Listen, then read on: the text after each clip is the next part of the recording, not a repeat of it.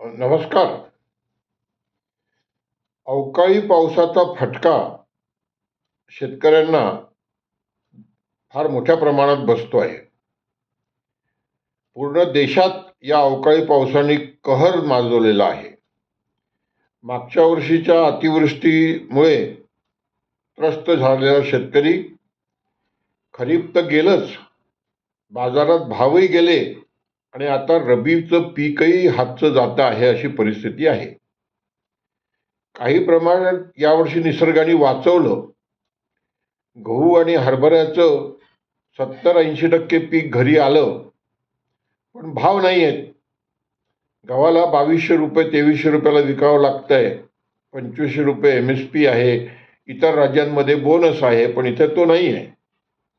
हरभऱ्याला 5800 रुपये MSP आहे, पण 4800, 5000, 5200ला हरभरा विकावा लागतोय. सरकारची खरेदी अत्यंत ढिम्म आहे. आणि आता हा अवकाळी पाऊस झोडपतोय. ज्या लोकांनी पराठी उपटून गहू हरभरा पेरला त्यांचा निघायचा आहे, त्यांचं नुकसान होत आहे. कांद्यावाल्यांच्या नुकसानाच्या बातम्या आहेत. टरबूजवाले, पपईवाले, केळेवाले यांच्या नुकसानीचा बातम्या आहेत. द्राक्षवाले अत्यंत कठीण परिस्थितीत आहेत. कालच मी बातमी वाचली की 150 रुपये किलो जे द्राक्ष खपत होते ते आता 50 रुपयाला खपत नाही, कारण द्राक्षाचे मणी फुटलेले आहेत. निसर्ग झोडपतो आहे आणि शासन ठप्प आहे. सुलतान मस्त मजेत आहे. अस्मानी आणि सुलतानी हे आम्ही शेतकरी संघटनेच्या मंचावरनं सतत सांगत होतो, पण आता अस्मानी आणि सुलतानी ही अत्यंत निर्दयीप्रमाणे शेतकऱ्यांची परिस्थितीचा अंत पाहते असं म्हणण्याची वेळ आलेली आहे. क्रॉप इन्शुरन्स, पीक विमा योजना, प्रधानमंत्री फसल विमा योजना, त्याचे खूप ढोल वाजवले जातात, पण अशा नैसर्गिक आपत्तीमध्ये मदत काहीच मिळत नाही. त्याची ओल्या दुष्काळानंतर जी मदत जाहीर झाली त्यात 50,000 रुपयापर्यंत पीक विमा मिळेल म्हणून जाहीर झाला. तो किती लोकांना मिळाला मला माहिती नाही. मला जी काही मदत मिळाली ती फक्त माझ्या भावाच्या खात्यावर मिळाली. मला माझ्या खात्यावर मदत मिळालीच नाही अवकाळीची. कुठे कुठे भांडायचं हो.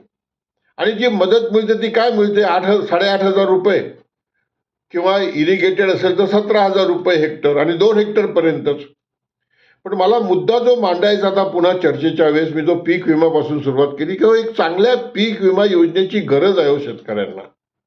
आणि मी सतत म्हणतोय की हा 100% याचं प्रीमियम सरकारने भरायला पाहिजे.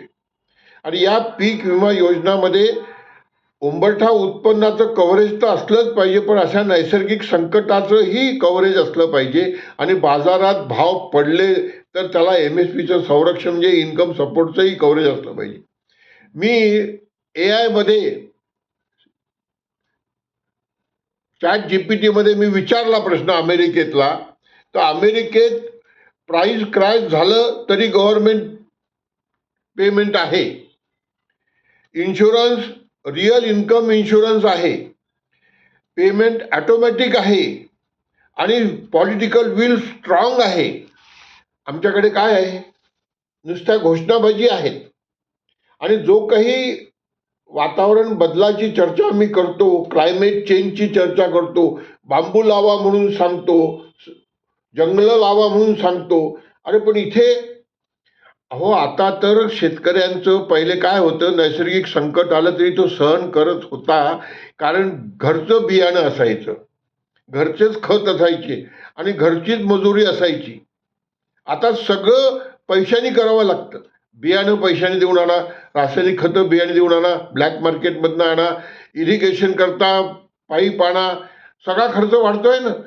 15,000 ते 20,000 रुपये एकरी पैसे मातीत पहिले टाकावे लागतात. पीक उभं झालं की मग ते घरी आणताना जर असे काहीतरी संकट आले तर पूर्ण पैसे मातीत गेले ना. आणि मदत काय आहे? 8,500 रुपये हेक्टर किंवा 17,000 रुपये हेक्टर, आणि तीही 2 हेक्टरपर्यंत. माझं 3 हेक्टर असेल, 4 हेक्टर असेल तर काय करायचं मी?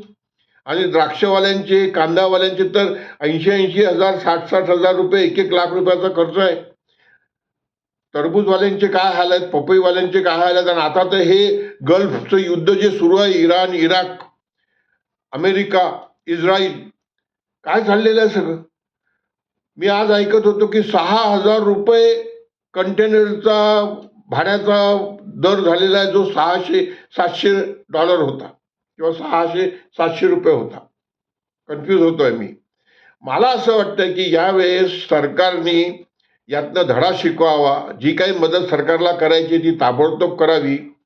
आता खरीपाच्या पेरणीच्या वेळेस पुन्हा जी कर्जमाफी झालेली आहे, त्या कर्जमाफीचे पैसे वेळेवर बँकेत गेल्यानंतर मे महिन्यात पात्र शेतकऱ्यांना पुन्हा खरीपाचं कर्ज मिळतं की नाही मिळत, हाही सगळ्यात महत्त्वाचा मुद्दा आहे. आता रब्बीच्या ह्याच्यात काही मिळत नाही आहे. म्हणून मला असं वाटतं की या सगळ्याचा विचार करून मदत देण्याचं धोरण सरकारने ठरवलं पाहिजे. तुम्ही रस्ते करता, त्या रस्त्याकरता कर्ज करता, तुम्ही एअरपोर्ट करता त्याच्याकरता कर्ज करता, शहरीकरणाकरता सगळं कर्ज करतात, पण ग्रामीण भागातल्या करता सुद्धा कर्ज करा. कारण ती माणसं जगली तर देश जगेल, अन्नदाता जगला तर देश जगेल. आजचीच बातमी आहे की जगाच्या बाजारात धान्याचे भाव सुद्धा वाढण्याची शक्यता वाढू लागलेले आहेत.